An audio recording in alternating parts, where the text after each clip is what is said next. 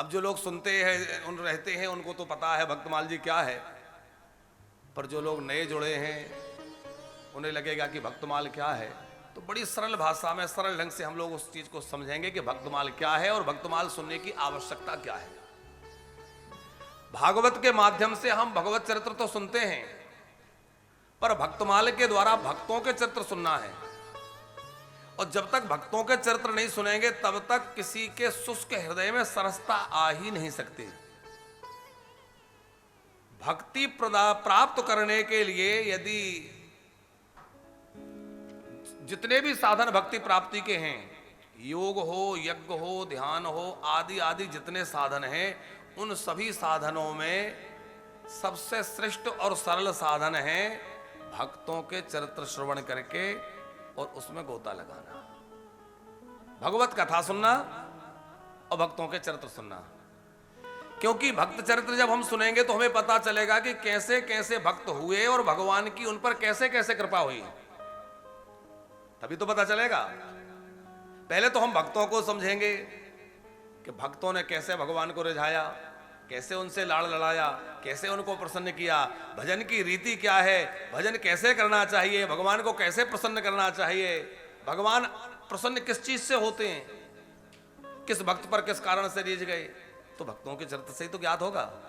इसलिए भक्तों के चरित्र, और जैसे भगवान के चरित्र भक्तों को प्रिय है, वैसे ही भगवान के चरित्र जैसे भक्तों को प्रिय है, उसी प्रकार भक्तों के चरित्र भगवान को अति प्रिय है। भक्तों की, महापुरुषों की तो यहां तक मान्यता है कि साकेत में श्री रघुनाथ जी नित्य प्रति भक्तमाल जी का श्रवण करते हैं। जब तक रघुनाथ जी को कोई भक्तमाल की कथा ना सुना दे तो उनको निद्रा नहीं होती। कहते कोई भक्तमाल सुनाए, दो चार छप्पे सुनाए, तब भक्तमाल जी को सुनने के बाद रघुनाथ जी को विश्राम आता है।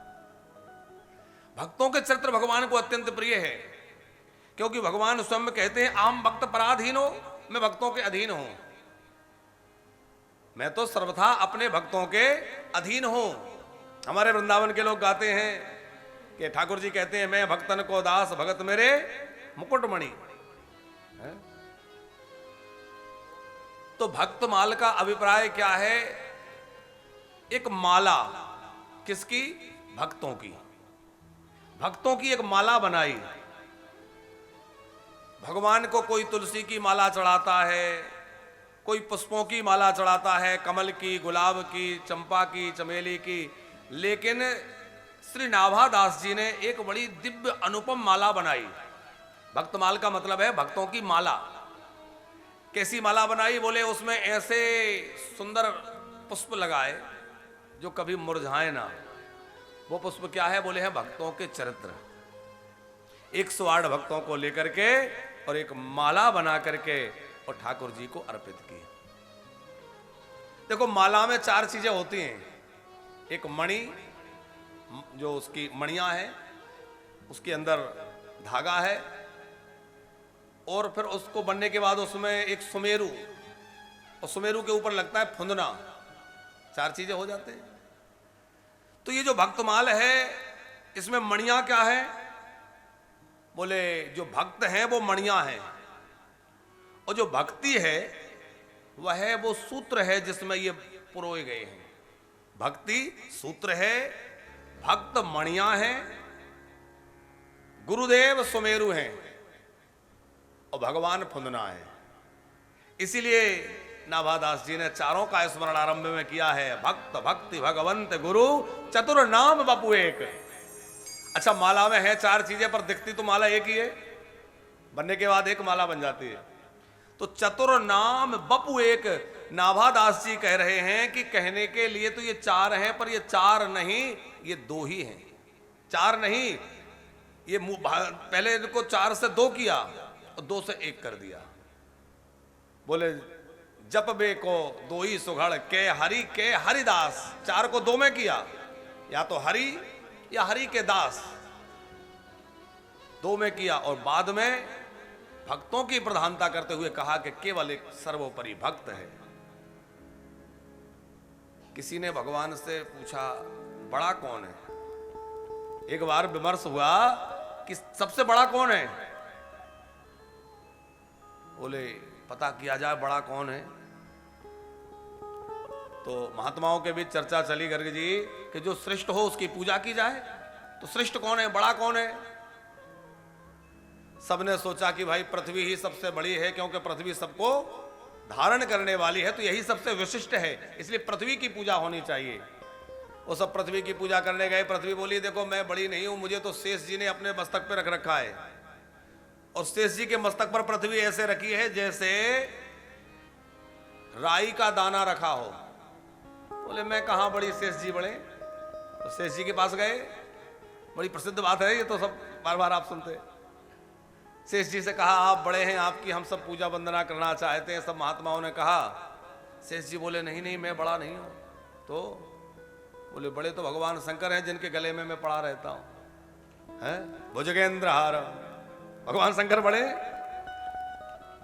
बोले बाबा की पूजा करने सब महात्मा पहुंचे। बोले बाबा बोले नहीं नहीं मैं बड़ा नहीं हूं भाई, ये कैलाश पर्वत बड़ा है जिसने मुझे धारण कर रखा है, कैलाश की पूजा करना चाहिए। कैलाश बोला कि भाई मुझे तो रावण ने उठा लिया, तो मैं वहां कहां से बड़ा हो गया? रावण ने मुझे सहसा उठा लिया। अब महात्मा रावण के पास तो क्या जाते, पर मन में विचार किया कि रावण बड़ा होता तो बाली की कांख में क्यों पड़ा होता है? रावण को बाली ने दबा लिया नहीं, ये भी बड़ा नहीं, तो बाली बड़ा है। कुछ महात्माओं ने कहा बाली कैसे बड़ा होगा, राम जी के एक बाण में धराशायी हो गया। बोले तो निश्चित हो गया कि राम जी ही सबसे बड़े हैं। श्रेष्ठ कौन है? बोले राम जी हैं। सब लोग महात्मा लोग मिलकर के राम जी के शरण में पहुंचे। भगवान हम आपकी पूजा करना चाहते हैं। क्यों? बोले हम सब ने विचार करके यह निष्कर्ष निकाला है कि आप ही सबसे बड़े हैं, और राम जी तो हैं ही, परम ब्रह्म है, परमात्मा है।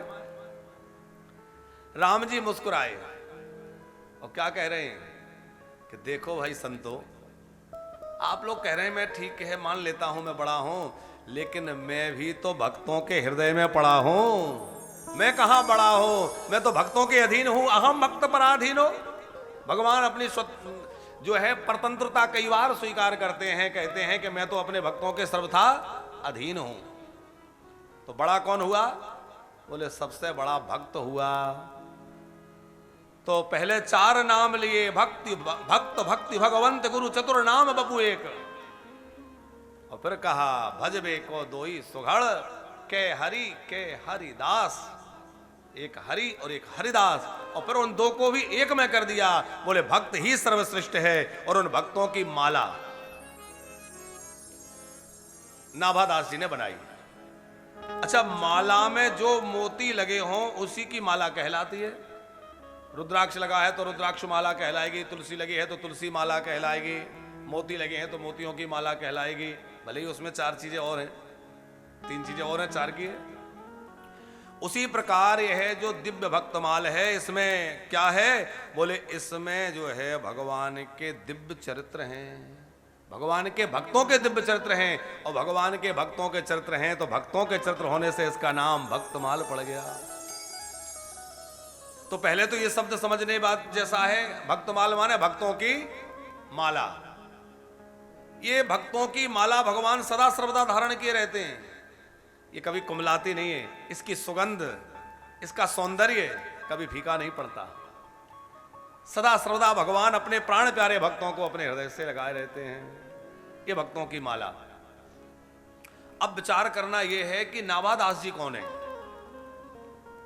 तो इसके लिए हम लोगों को थोड़ा भागवत की कथा में चलना पड़ेगा। जिस समय हमारे ठाकुर जी वृंदावन बिहारी लीला कर रहे थे, तो गर्ग साहब ठाकुर जी गैया चराने के लिए, बछड़े चराने के लिए गए, ग्वाल वालों के साथ बछड़ा चरा रहे हैं। वन भोजन की लीला है, सुंदर वन में बैठ के भोजन पाने लगे। कथा आप लोग भागवत के माध्यम से सुनते हैं। तो सब लोग ग्वाल वाल भगवान के साथ प्रसाद पा रहे हैं, ठाकुर जी भी भोग लगा रहे हैं, और ठाकुर जी ग्वाल वालों का झूठा खा रहे हैं। एक ग्वाल वाल की थाली, उस पत्तल में से कुछ पकौड़ी उठा लेते, अरे तेरी भैया ने तो बड़ी प्यारी पकौड़ी बनाई है। किसी का लड्डू उठा लेते, किसी का चटनी अचार चखने लग जाते हैं। बिभ्रद वेणु जठर पटयो श्रृंग वेत्रे चकक्षे वामे पाणो मसृणम कवलम ततफलांगुलीषु तिष्ठन् मध्ये सुपरिष्वदो हासयन्नरमभिस्वै स्वर्गे लोके मिशति विभुजे यज्ञ भोगवाल केली। बाल केली कर रहे हैं प्रभु, बाल लीला कर रहे हैं। और ठाकुर जी की लीलाओं का दर्शन करने के लिए ब्रह्मा जी पधारे। अब ब्रह्मा जी ठाकुर जी की लीलाएं देख रहे हैं कि प्रभु ग्वाल बालों का झूठा खा रहे हैं, उनके साथ हास विलास कर रहे हैं। तो ब्रह्मा जी को मोह उत्पन्न हो गया। यद्यपि यह शिक्षा के लिए कथा है। देखो, लीला के दो पक्ष होते हैं, एक तो लीला पक्ष और एक है ज्ञान पक्ष। लीला पक्ष तो है कि ब्रह्मा जी को मोह हो गया, लेकिन ज्ञान पक्ष यह है कि ब्रह्मा जी ने विचार किया कि ठाकुर जी की लीला कैसे प्रकट हो। ठाकुर जी की इन लीलाओं को, बाल सुलभ लीलाओं को देख करके, बाल चपल लीलाओं को देखकर लोग समझ लेंगे तो साधारण ग्वाला है। तो मैं कुछ ऐसी लीला करूं ताकि सब समझ जाएं कि भैया ये परम ब्रह्म है, चाहे ये ग्वालों का झूठा खाएं, चाहे गोपियों के चीर चुराएं, चाहे जो करें, पर ये परम ब्रह्म परमात्मा है, यह बात सुस्पष्ट हो जाए। इसलिए ब्रह्मा जी ने यह लीला की। क्या लीला की? बोले ठाकुर जी अपने ग्वाल वालों के साथ प्रसाद पा रहे, भोजन कर रहे हैं, वन भोजन चल रहा है। ब्रह्मा जी आए और आकर के उन्होंने बछड़ों का हरण कर लिया। बछड़ों को चुरा के ब्रह्मा जी ले गए, ब्रह्मलोक में रख दिया। और जैसे ही बछड़े नहीं दिखे, कन्हैया ने कहा कि तुम सब भोजन करो, मैं बछड़ों को देखकर आता हूं। तो श्री कृष्ण बछड़ों को देखने गए, तब तक ब्रह्मा जी सब ग्वाल वालों का भी हरण कर लिए।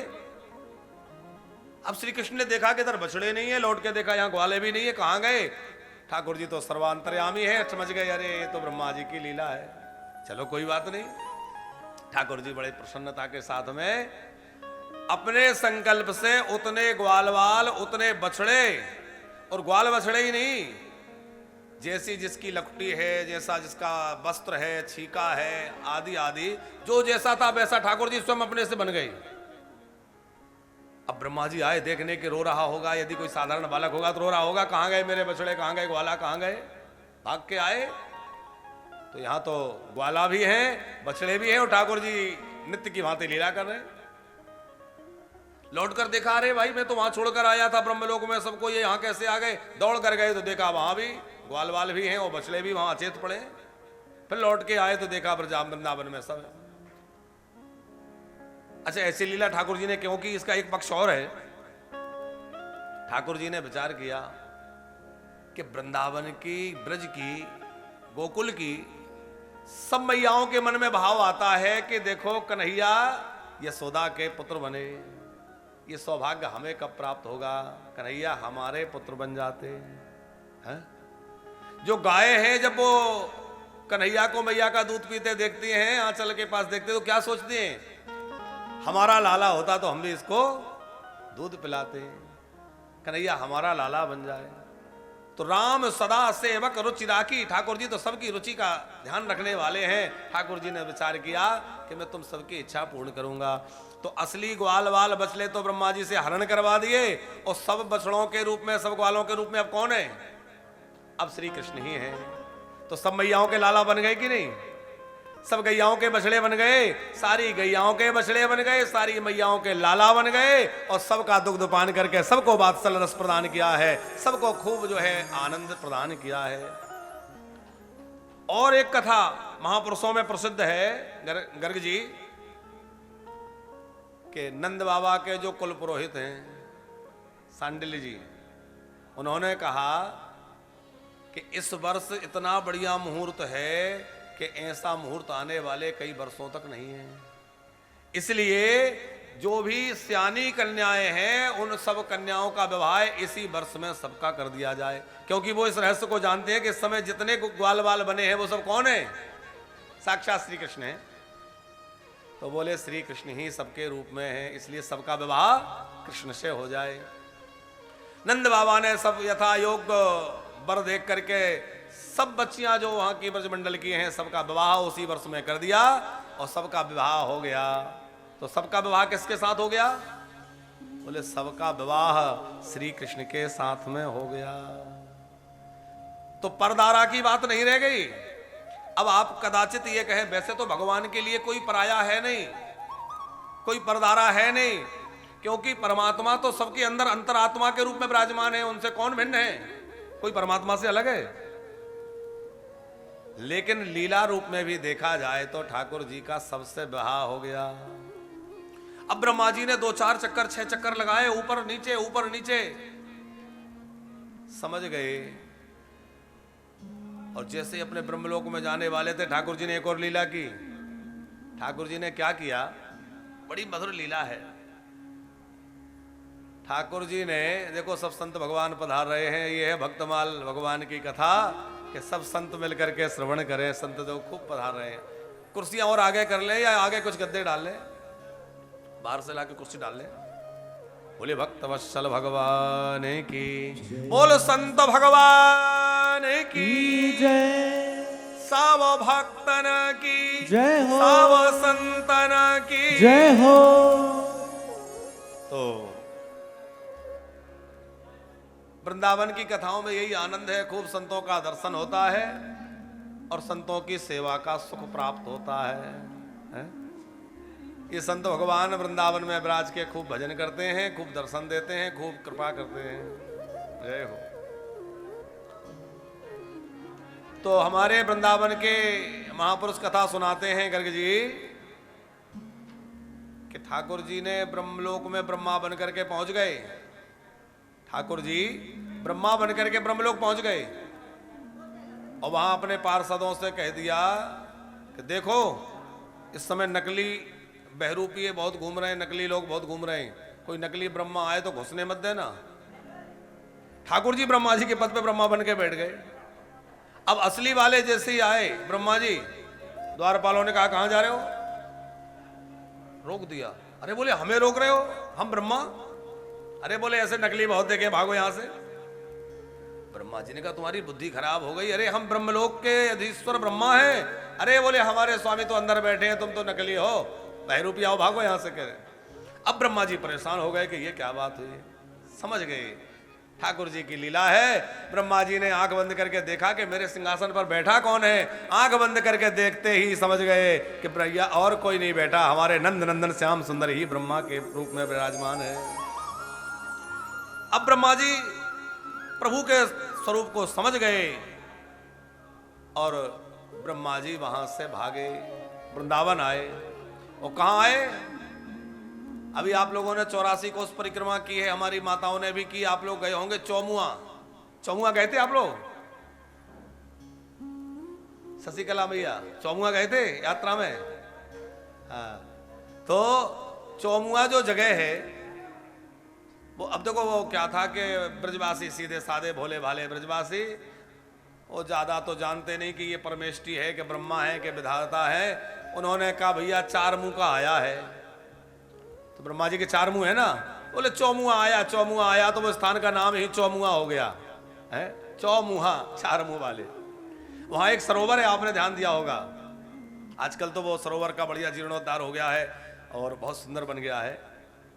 तो वो सरोवर जो है, ब्रह्मा जी पश्चाताप करते हुए प्रेम में आंसू बहा रहे हैं, उन ब्रह्मा जी के आंसुओं से बना। ब्रह्मा जी खूब रोते हुए भगवान से क्षमा की मांगे, प्रभु मुझे क्षमा कर दीजिए, मैंने आपको परीक्षा लेना चाहा, मैंने अपराध कर दिया। देखो भगवान की परीक्षा नहीं लेनी चाहिए, संतों की परीक्षा नहीं लेनी चाहिए। परीक्षा किसकी लेनी चाहिए? परीक्षा उनकी लेना चाहिए जो बहुत हमारे अपने खास बनने का नाटक करते हैं, साथ जिएंगे साथ मरेंगे, है? या उनकी लेनी चाहिए जो कहते हैं कि भाई हम तो आपके बिल्कुल साथ हैं, आपके पास हैं, जब जरूरत हो बता देना। उनकी परीक्षा लो, समय आने पे कितना काम आते हैं। भगवान की परीक्षा मत लो। भगवान की क्या करो? बोले भगवान की तो प्रतीक्षा करो, कब आएंगे मेरे ठाकुर जी, कब आएंगे, है? समीक्षा अपने आप की करो, मैं कैसा हूं, मैं समाज के सामने जैसा दिखता हूं क्या मैं वैसा हूं? मुझे जैसा होना चाहिए क्या मैं वैसा हूं? यदि नहीं हूं तो मुझे कहां सुधार करने की आवश्यकता है? समीक्षा अपने आप की हो, परीक्षा संसारियों की हो और प्रतीक्षा गोविंद की हो। लेकिन ब्रह्मा जी ने भगवान की परीक्षा ली। भगवान श्री कृष्ण रुष्ट हो गए। ब्रह्मा जी ने प्रार्थना करना प्रारंभ किया। अच्छा, स्तुतियां भागवत जी में बहुत सारी हैं। ध्रुव जी की स्तुति है, प्रहलाद जी की स्तुति है, सब बड़ी विलक्षण है। पर सबसे बड़ी स्तुतियों में कोई एक स्तुति है तो ब्रह्मा जी की स्तुति भी बहुत विस्तृत है। बहुत विस्तृत जो है ब्रह्मा जी ने प्रार्थना की है। ज्ञाने प्रयास मुदपास नमंत एव जीवंति सनमुखरतां भवदीयवार्तां स्थाने स्थिता श्रुतिगता तनुवान् मनोभिर् ये प्रायसो जितोप्यस्त्रिलोक्याम्।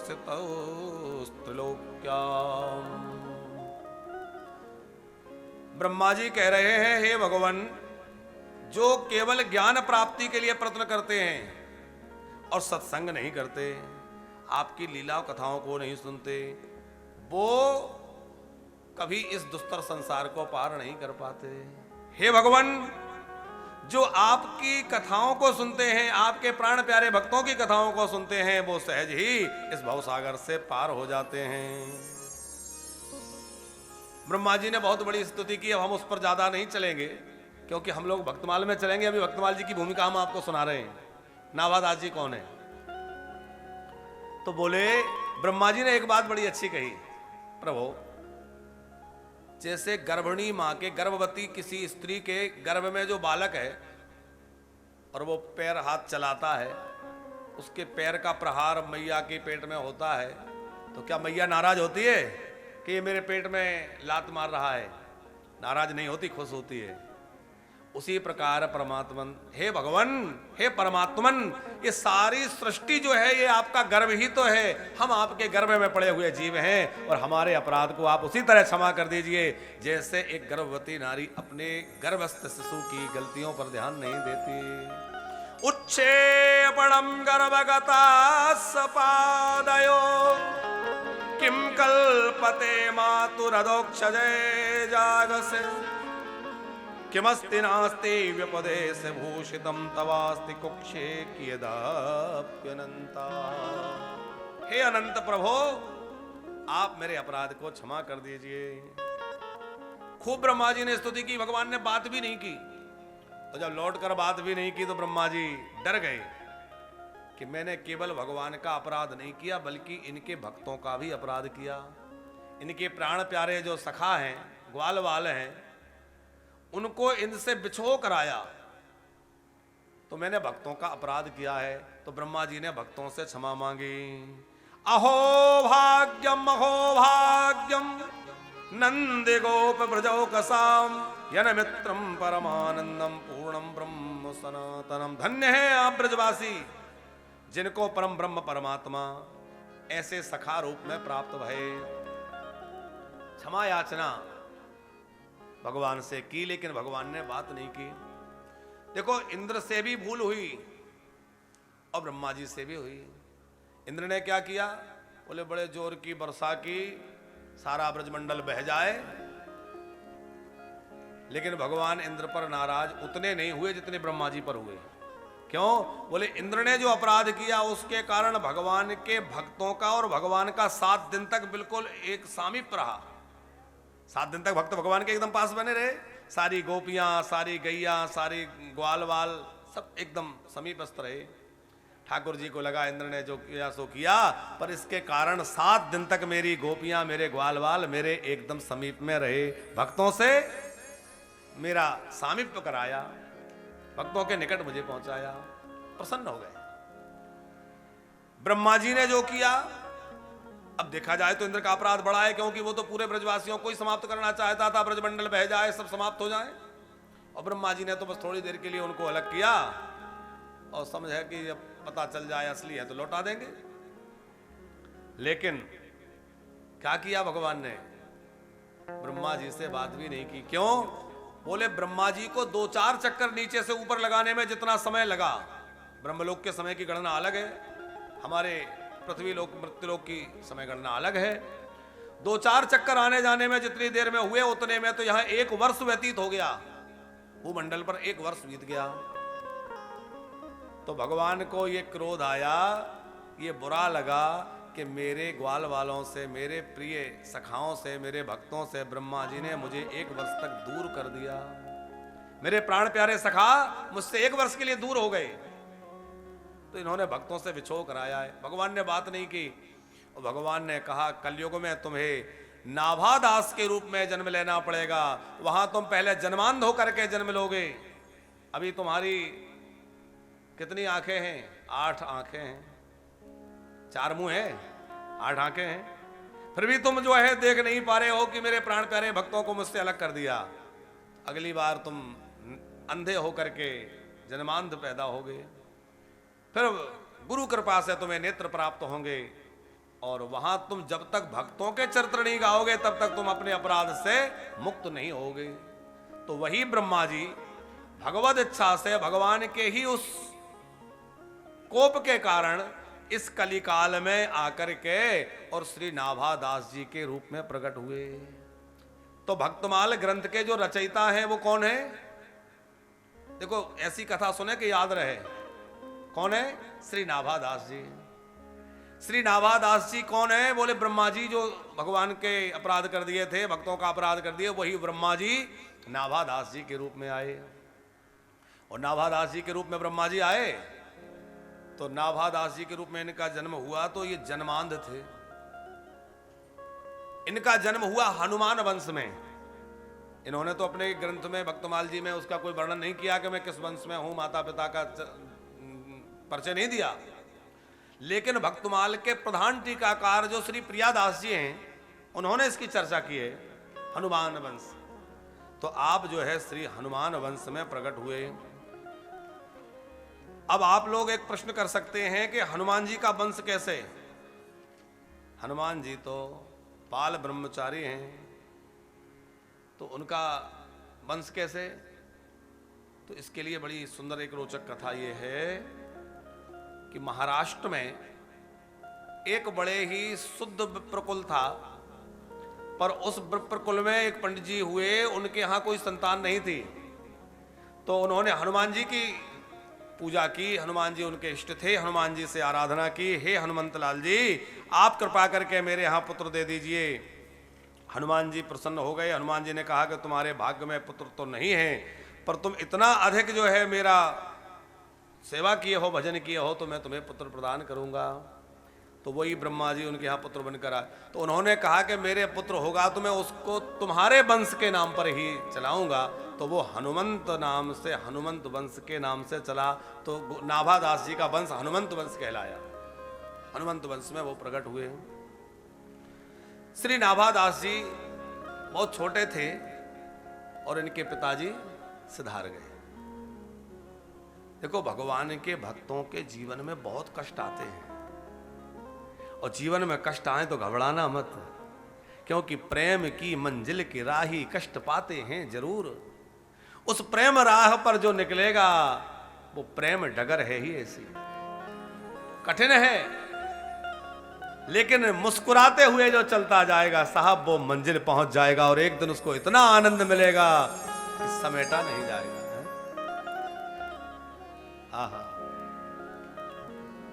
नाभादास जी बहुत छोटे थे, पिताजी सिधार गए, माताजी अकेली रह गई, और एक बार इनके यहां अकाल पड़ा। इतना भीषण अकाल पड़ा कि जल तो दूर दूर तक दिखाई नहीं देता था, पृथ्वी जो है सूख चुकी थी, उसकी नमी शुष्कता चली गई, शुष्क हो गई, नमी चली गई, खाने के लिए कहीं कुछ नहीं रहा। तो प्रियादास जी ने वर्णन किया है कि अति अकाल जब पड़ा तो नाभादास जी को लेकर उनकी माँ गांव वालों के साथ में कहीं निकली, जंगल के रास्ते गई। ये पानी के लिए तड़प रहे थे, पैदल चलते चलते थक चुके थे। माँ भी अत्यंत दुखी हो गई थी, परेशान हो गई थी, और कई दिनों से भूखा होने के कारण अब वो बच्चे को गोद में उठा के चलने में समर्थ नहीं थी। उस समय नाभादास जी की आयु 5 वर्ष की थी, उठा के चलने में समर्थ नहीं थी।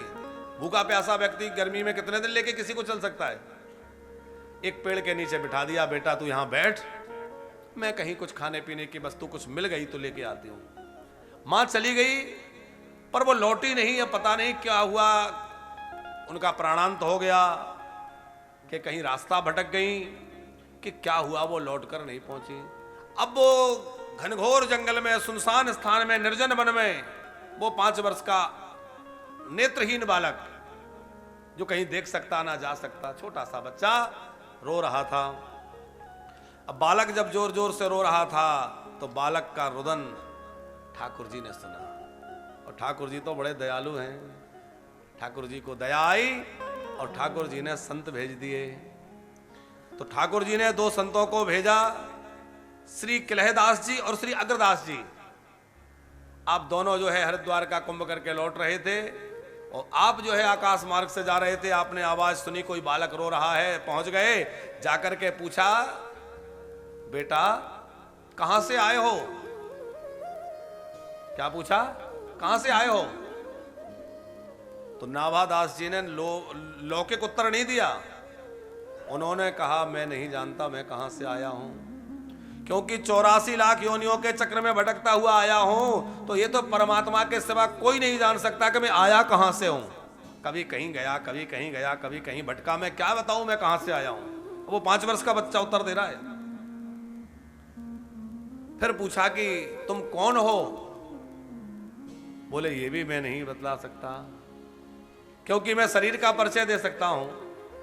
तो शरीर तो हड्डियों से, रक्त से, चमड़ी से बना हुआ है, सप्त धातुओं से बना हुआ शरीर है, ये तो एक दिन नष्ट हो जाएगा। आत्मा अविनाशी है, वो परमात्मा का स्वरूप है। मैं कौन हूं मैं नहीं जानता। यही तो आप संतों से मैं जानना चाहता हूं कि मैं कौन हूं। संतों ने कहा, भाई ये बालक कोई साधारण बालक नहीं है, इसकी वाणी में दिव्यता है, ये कोई लौकिक बातचीत नहीं कर रहा है, ये तो बड़ा ज्ञानी बालक है। तो श्री किलहदेव जी को दया आई और उन्होंने अपने कमंडल से जल निकाला और जल के छींटे आपके नेत्रों पर मारे। और ऐसा देखिए गर्ग साहब, इनको ऐसा नहीं कि आंख है तो थी पर दिखता नहीं था, ऐसा भी होता है कई लोगों को आंख तो है पर उससे दिखाई नहीं देता। इनको तो नेत्र के चिन्ह ही नहीं थे, नेत्र नहीं थे, एकदम साफ। लेकिन जैसे ही जल का छींटा मारा तो संतों की महिमा देखिए कि जैसे ही जल का छींटा मारा, संत कृपा से, गुरु कृपा से आपके जो है कमल जैसे लोचन प्रकट हो गए, कमल जैसे नेत्र जो है आपको प्राप्त हो गए और दिव्य दृष्टि प्राप्त हो गई। अब तो चरणों में गिर गए, गुरुदेव आपने बड़ी कृपा कर दी, जो मुझे नेत्र प्रदान कर दिए, मैं आपके चरणों का अनुगत हूं। अब उन्होंने सोचा कि इस बालक का तो कोई है नहीं, हम ही इस बालक के माता पिता हैं, हम ही इसके गुरु हैं, सब कुछ हैं, और ये बालक बड़ा प्रतिभावान है। तो उस बालक को हाथ पकड़ करके श्री अग्रदास जी और श्री किलहदास जी दोनों गुरु भाई इस बालक को लेकर के और पहुंच गए गलिता जी। गलिता जी वैष्णवों का पीठ है जयपुर के पास। ये नाभादास जी को जिन्होंने दीक्षा दी, ये रामानंद संप्रदाय है। भगवान रामानंदाचार्य जो हुए, श्री रामानंदाचार्य जी के शिष्य हुए श्री अनंतानंद जी। श्री अनंतानंद जी के शिष्य हुए श्री कृष्णदास पयहारी जी, और श्री कृष्णदास पयहारी जी के 2 शिष्य थे, श्री किलहदास जी और श्री अग्रदास जी। दोनों बालक को ले गए और दोनों ने ले जा करके गलिता जी में बसंत पंचमी के दिन इनको जो है गुरु मंत्र प्रदान किया। और बसंत पंचमी को गुरु मंत्र दिया, इसलिए नाभादास जी की जयंती बसंत पंचमी को मनाई जाती है। यद्यपि आपका जन्म किस तिथि में हुआ, किस महीने में हुआ, ये लोगों को विदित नहीं है, लेकिन बसंत पंचमी को गुरुदेव ने आपको मंत्र प्रदान किया, और जिस दिन गुरु मंत्र प्राप्त होता है उस दिन नया जीवन प्राप्त होता है साहब, और नई जिंदगी इसकी शुरुआत होती है, नया जन्म हो जाता है। तो वही उनका बसंत पंचमी का जन्मोत्सव मनाया जाता है नाभादास जी का। इनको व्रक्त वेश दिया, महात्माओं का वेश, व्रक्त वेश प्रदान कर दिया, और व्रक्त वेश प्रदान करके कहा कि अब भजन करो, और साथ में इनको सेवा में लगाया कि तुम सेवा करो। सेवा का कार्यों में ये लग गए, और इनके अंदर अत्यंत सेवा भाव था। ऐसे सेवा भावी नाम नाभा जी, इनका नाम पहले रखा नारायण दास। गुरुजी ने नाम क्या दिया, नाम तो पता नहीं था, तो नारायण दास नाम रखा। बाद में इनका नाम जो है नाभादास हो गया, नाभादास जी। मूल नाम इनका नारायण दास जी। अब आप गुरुजी की खूब सेवा करते हैं, गुरुजी की सेवा के साथ साथ संतों की सेवा करते हैं। जो आश्रम है तो साधु संतों का आना जाना रहता है। अच्छा, आश्रम का मतलब ही है कि जहां आश्रय सबको मिले। आश्रम का मतलब क्या है? सबको आश्रय मिले। वहां सबको आश्रय मिलता था, सब लोग बड़े प्रेम से, जहां साधु संतों की सेवा होती है संतों का आ जाना जाना बढ़ जाता है। खूब संत पधारते गलता जी में, आज भी वहां स्थान है, सब संतों का आना जाना सेवा होती है। तो खूब संत सेवा वहां हो रही थी। उस संत सेवा में आपको खूब आनंद मिलता। नाभादास जी बड़े तन्मयता के साथ, छोटे बालक थे, खूब सेवा करते। और संतों के प्रसाद ग्रहण करने के बाद जो प्रसादी बचती वो प्रसादी ग्रहण करते। और संतों की शीत प्रसादी बड़ा चमत्कार करती है। गर्ग साहब, ऐसा कहा जाता है कि हम जिसका झूठा खाते हैं उसके अंदर की जैसी उसकी वृत्ति होगी वो हमारे अंदर आ जाती है। अब हम यदि किसी विषयी विकारी का झूठा खाएंगे तो हमारे अंदर भी विषय विकार आ जाएंगे। किसी पापी का झूठा खाएंगे, किसी कुमार के कामी का झूठा खाएंगे तो हमारी बुद्धि भी नष्ट होगी कि नहीं होगी।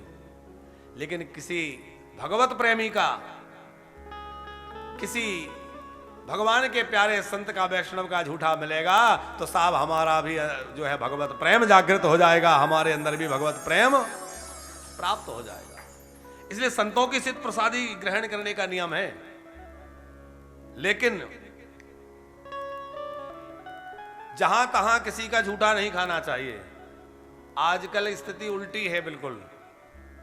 संतों की सिद्ध प्रसादी तो लोग लेते नहीं है। गुरु प्रसादी में, संत प्रसादी में तो श्रद्धा नहीं रही। और होटलों में जाकर के, शादी समारोह में जाकर के तमाम झूठा खा रहे हैं। खा रहे हैं कि नहीं? आजकल शादी समारोह में जो भोजन होता है, सच्ची बताओ क्या वो शुद्ध है? खाने लायक है? अरे खाने लायक तो क्या छूने लायक नहीं रह जाता। लोग उसी हाथ से खा रहे हैं, उसी से उठा रहे हैं। आपसे एक और निवेदन करें। कई लोग कहते हैं महाराज जी हमारे घर भोजन नहीं करते, संत जी हमारे यहाँ नहीं खाते, अमुक जी हमारे यहाँ। अरे तुम्हारे घर में पवित्रता रहे तब ना खाएं। आज गृहस्थों के घरों में भी हालत यह है कि उनकी रसोई पवित्र नहीं है। चप्पल पहन के भोजन बन रहा है। क्या करें साहब, पढ़े लिखे लोग हैं, बोले चप्पल पहन के। अच्छा चप्पल तो चप्पल है, चाहे सोने की बना लो। रसोई घर में चप्पल पहन के जाना सर्वथा अनुचित है, वर्जित है। अब आप कहेंगे महाराज जी ठंडी इतनी होती है, ठंडियों में पहनना पड़ता है। अरे कपड़ा का कुछ पहन लो, लकड़ी का खड़ाऊं पहन लो, फर्श में ऐसा कुछ बिछा लो, लगा लो जिससे कि आपका पैर ठंडा ना हो। लेकिन रसोई घर अत्यंत पवित्र रहना चाहिए। वहां चप्पल जूता पहनकर नहीं जाना चाहिए, वहां पवित्रता बनी रहनी चाहिए। और एक बात आपसे कहें, किसी के घर को देखना, समझना है ना कि इसका रहन सहन कैसा है, इसकी गृहस्थी कैसी है, तो उसके घर का मंदिर मत देखो, उसके घर का पूजा घर मत देखो, बल्कि उसके घर का रसोई घर देखो कि इसके रसोई घर में स्थिति क्या है। झूठा पड़ा है, बर्तन बिखरे पड़े हैं, झूठे पड़े हैं, तमाम सब्जी के छिलके, ये वो, समझ में आ जाएगा कितना चतुर है? कोई कोई की रसोई घर में आप जाइए तो लगेगा कि क्या सुंदर। रसोई घर को सजा के रखिए, सुंदर रखिए, पवित्र रखिए। सबसे बड़ी बात है पवित्रता। झूठा मुंह ना जाए, झूठा बर्तन ना जाए। तो आज जो है झूठे मीठे का विचार नहीं रहा। अब तो एक और परंपरा चल पड़ी है, वो जन्मोत्सव वगैरह लोग मनाते हैं ना, बर्थडे। केक काटेंगे तो पहले तो फूंक के मोमबत्ती बुझाएंगे। अब वो फूंकेंगे तो तमाम थूक उस पर पहले ही चला गया। झूठा हो गया कि नहीं? हमारे यहाँ संतों में देखो, यह सब संत विराजमान है। संतों में कहावत है कि जिस वस्तु को फूंक दिया जाता है वो अपवित्र झूठी मानी जाती है।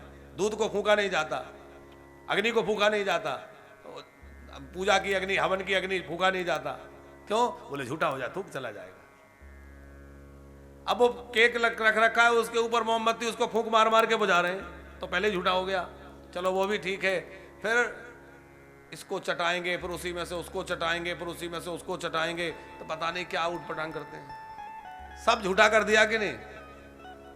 सबको एक दूसरे, अच्छा वो ना खाए वो गलत बोले, तुम खाते नहीं, जो खाए वो अच्छा ज्ञानी है, झूठा खाओ।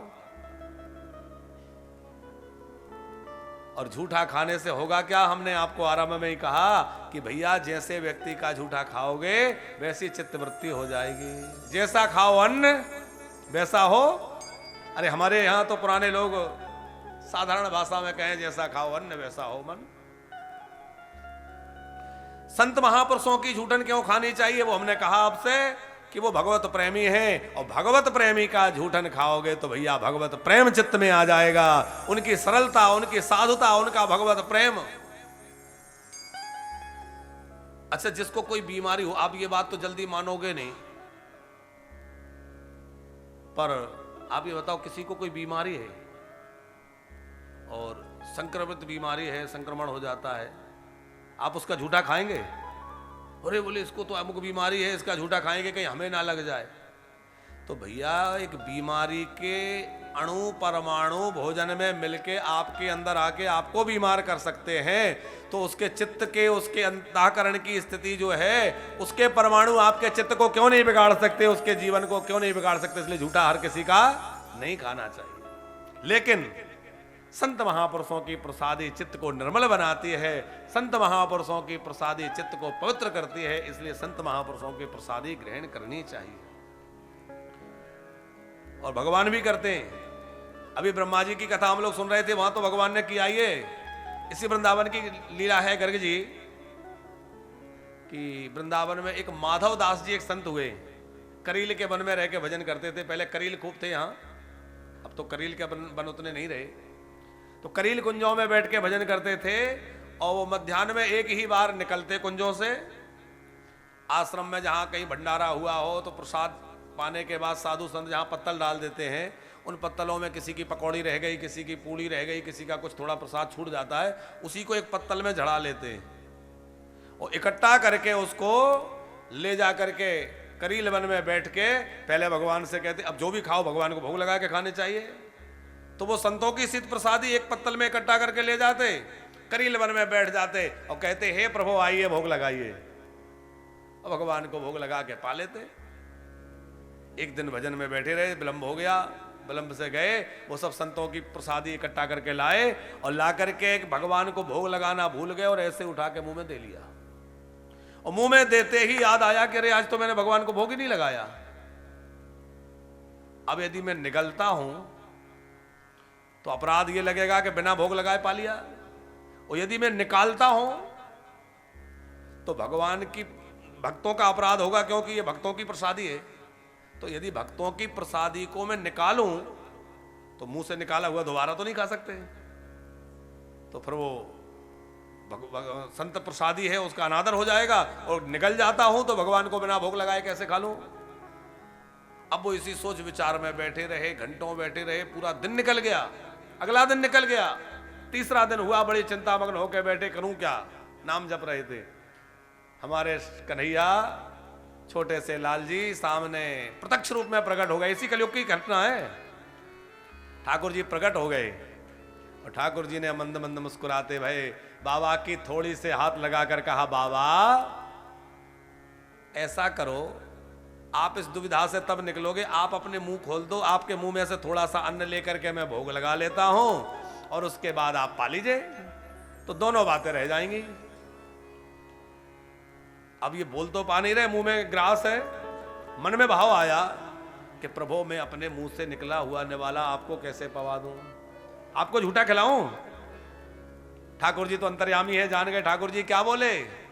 ठाकुर जी बोले कि अरे माधव दास, इतने महात्माओं का झूठा रोज खिलाते हो, वो तो मैं प्रेम से खा लेता हूं, तो क्या एक दिन तुम्हारा झूठा नहीं खा सकता? अपने मुख से निकाल दो, इसी को पालूंगा मैं और तुम्हारा भोग लग जाएगा, नियम भी पूरा हो जाएगा, निकाल दो। ये भगवान का भक्तों के प्रति प्रेम है। ठाकुर जी बड़े प्रेम से भोग लगा के और खूब आनंद प्रदान करके खूब जो है माधवदास जी को लाड़ ला के आनंद दे के वहां से प्रस्थान किए। तो नाभादास जी ने संतों की शीत प्रसादी पाई, और संतों की शीत प्रसादी पाई, उससे इनकी चित्तवृत्ति एकदम निर्मल हो गई।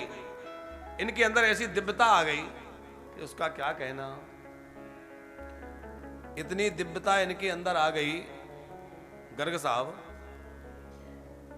एक बड़ी विशेष घटना एक दिन घटित हुई, बहुत ध्यान से सुनना आप लोग। क्या हुआ कि एक दिन श्री नाभादास जी अपने गुरु श्री अग्रदास जी की सेवा में थे। अग्रदास जी कौन है? भगवान श्री राम की एक जो जानकी जी और राम जी की सखियां हैं, तो सीता राम जी की सेवा में जो सखियां रहती हैं, उन सखियों में से चंद्रकला नाम की एक सखी हैं, वो ही अग्रदेवाचार्य के रूप में प्रकट हुई हैं। अग्रदास जी, अग्रदेवाचार्य जी। अब वो जो है अग्रदास जी ध्यान बंद, आंख बंद करके ध्यान कर रहे थे। उनका ध्यान चल रहा था, और ध्यान में वो मानसी सेवा कर रहे थे। मानसी सेवा में आप संलग्न थे, और मानसी सेवा करते करते आप क्या कर रहे थे? बड़े सुंदर पुष्प लाए। अब मन से ही हो रहा है सब, है तो कुछ नहीं, आंख बंद करे बैठे। मन से बड़े सुंदर पुष्प चुने, और चुन करके पुष्प लेकर आए, और उनकी बड़ी सुंदर माला गूंथने लगे। और माला गूंथ गूंथ करके बड़े सुंदर सुंदर मालाएं तैयार की, और श्री सीताराम जी प्रिया प्रीतम को बदलाने वाले थे, सहचरी भाव से, सखी भाव से। उतने में क्या हुआ कि श्री अग्रदास जी का आश्रित एक वैष्णव, कोई वैश्य था, कोई बणिक व्यापारी, वो जहाज में अपना धन लेकर के और व्यापार करने जा रहा था समुद्र के रास्ते। आंधी आई, तूफान आया, उसका जो जहाज है वो तूफान में फंस गया, डगमगाने लगा। उसको लगा कि नैया डगमग डोल रही है, जहाज डूब जाएगा। उसने गुरुदेव को पुकारा, गुरुजी को पुकारने लगा कि मेरा कोई ना सहारा बिन तेरे, गुरुदेव सावरिया मेरे, मेरा कोई ना सहारा बिन तेरे, गुरुदेव सावरिया मेरे। ओ मेरा कोई ना सहारा बिन तेरे, गुरुदेव सावरिया मेरे, मेरा कोई ना सहारा बिन तेरे, गुरुदेव सावरिया मेरे। ओ गुरुदेव सावरिया मेरे,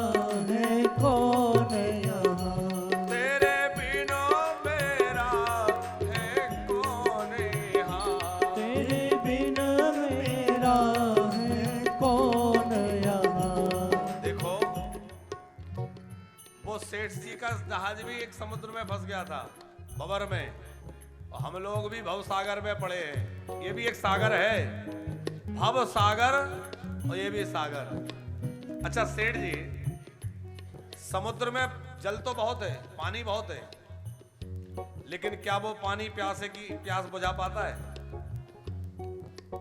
देखने में तो लगता है बहुत बढ़िया पानी भरा है, लेकिन आप आंख बंद करके देखो तो पीना मुश्किल। उसी प्रकार ये संसार सागर है, देखने में बहुत अच्छा लगता है, लेकिन चखने में वैसा है नहीं। कहते हैं ना, जो खाए वो पछताए, जो ना खाए वो ललचाए।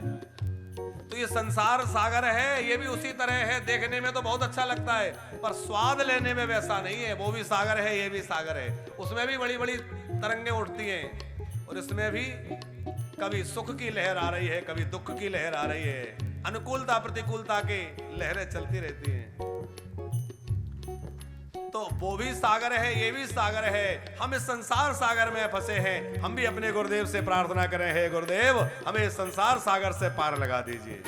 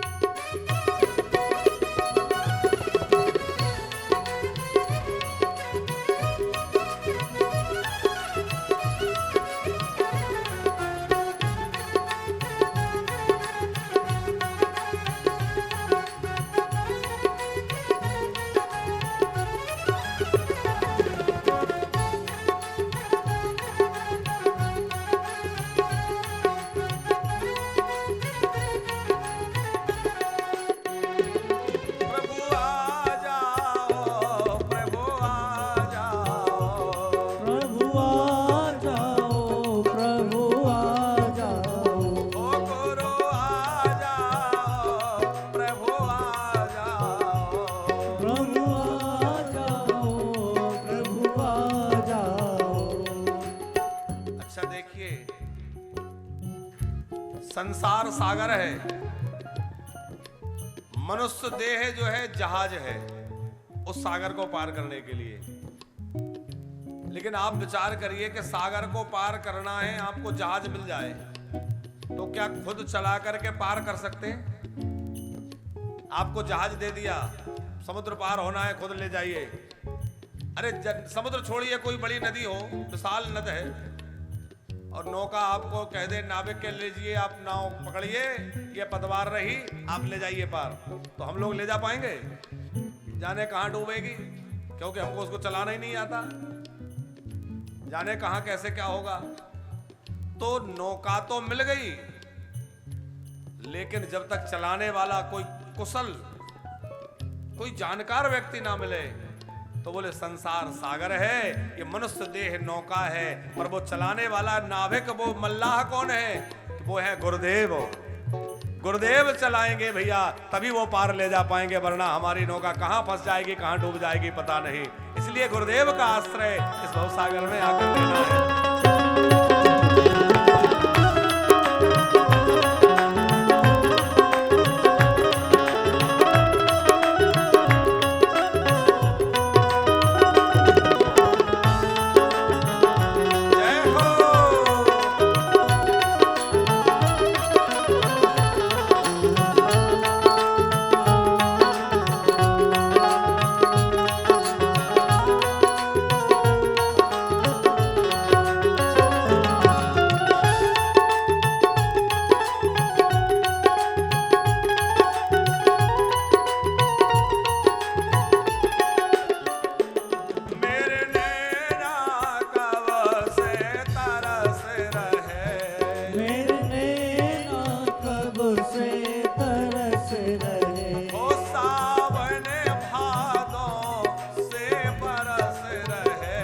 सावन भादों से बरस रहे, छाए घन घोरे अंधेरे, छाए घन घोरे अंधेरे, गुरुदेव सावरिया मेरे।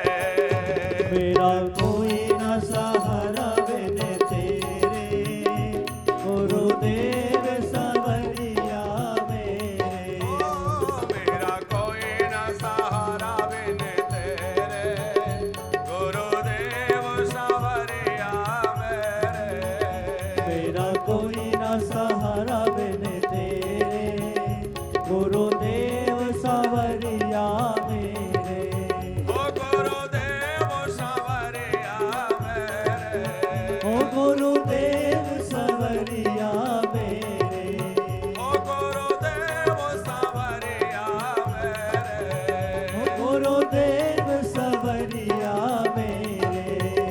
मैं तो आने पड़ा दर तेरे, मैं तो आने पड़ा दर तेरे, गुरुदेव सावरिया मेरे। मेरा कोई न सहारा बिन तेरे, गुरुदेव सावरिया मेरे। ओ गुरुदेव सावरिया मेरे, गुरुदेव सावरिया मेरे। ओ गुरुदेव सावरिया मेरे। ओ गुरुदेव सावरिया मेरे।